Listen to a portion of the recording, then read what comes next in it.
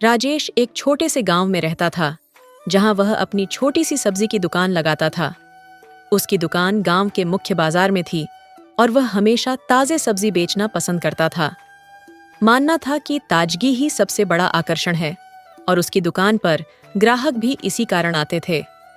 वह सब्जी लेकर सुबह सुबह मंडी जाता और ताजे आलू, गोभी, बैंगन, टमाटर और बाकी सब्जियां खरीदता।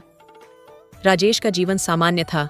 वह और उसकी पत्नी नम्रता अपने बेटे रवि के साथ छोटे से घर में रहते थे। रोज शाम को राजेश अपनी दुकान से कमाई लाकर नम्रता को देता था और वे खुशी से एक साधारण जीवन जीते थे। हालांकि राजेश को कभी न कभी यह ख्याल आता था कि वह ज्यादा कमा सकता है। वह सोचता था कि अगर उसकी दुकान बड़ी होती तो वह ज्यादा सब्जी बेच सकता और उसकी जिंदगी भी बदल सकती। एक दिन राजेश की मुलाकात सुनील से हुई, जो उसी मोहल्ले में सब्जी बेचता था। लेकिन सुनील की दुकान राजेश से थोड़ी अलग थी। सुनील ने राजेश से कहा, तुम्हें पता है, मंडी में बहुत लोग पुराने और बासी सब्जी को रंग और केमिकल से ताजे बना देते हैं। इससे उनकी बिक्री बहुत बढ़ जाती है। राजेश यह सुनकर चौंका, लेकिन फिर सुनील ने उसे समझाया, तुम भी यह तरीका अपना सकते हो। पुराने सब्जी सस्ते मिलते हैं और अगर तुम उन पर रंग और केमिकल लगा दो तो वह ताजे लगेंगे और जल्दी बिकेंगे। राजेश को यह तरीका थोड़ी देर तक अजीब लगा, लेकिन फिर वह सोचने लगा कि अगर यह तरीका काम करता है तो उसकी कमाई बहुत बढ़ जाएगी। उसे लगा कि वह जल्द ही अमीर बन जाएगा और अपने बेटे रवि को अच्छी शिक्षा दिला सकेगा। राजेश ने यह निर्णय लिया कि वह सुनील के बताए तरीके को अपनाएगा।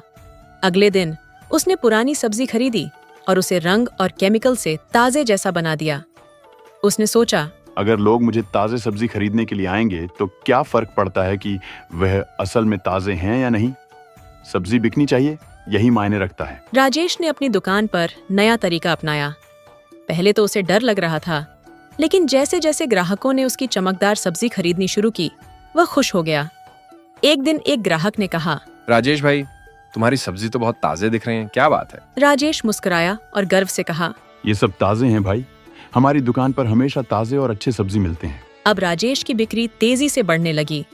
वह हर दिन पुरानी सब्जी खरीदता और उन्हें ताजे दिखाने के लिए रंग और केमिकल का इस्तेमाल करता।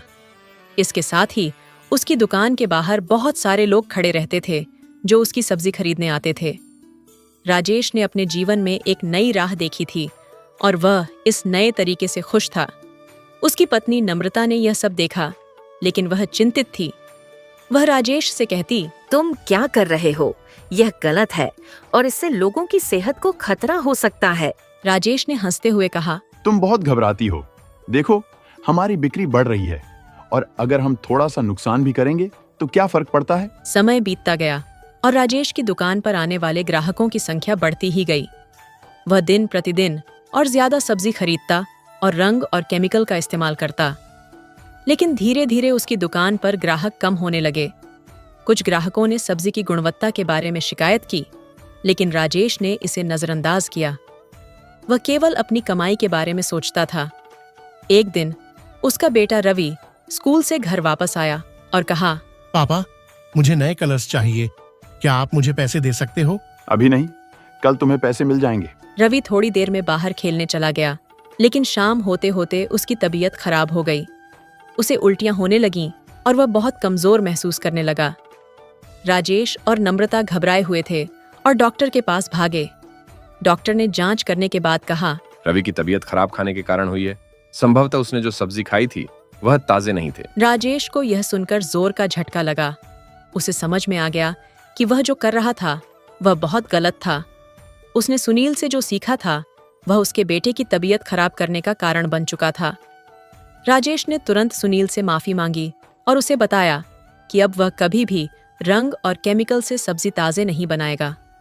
राजेश ने अपनी गलती को स्वीकार किया और वह तय किया कि वह अब अपनी दुकान पर केवल ताजे और साफ सुथरे सब्जी बेचेगा।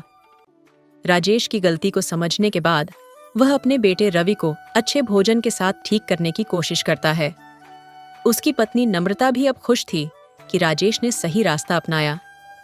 राजेश ने अपनी दुकान पर एक नया अध्याय शुरू किया, जिसमें वह किसी भी तरह की लालच से दूर रहता था और अपनी मेहनत से ग्राहकों का विश्वास जीतने की कोशिश करता था। अगर आप सभी को वीडियो पसंद आई है तो वीडियो को लाइक करके एमएस टून स्टोरी चैनल को सब्सक्राइब जरूर कर देना और वीडियो कैसी लगी कमेंट में बताना।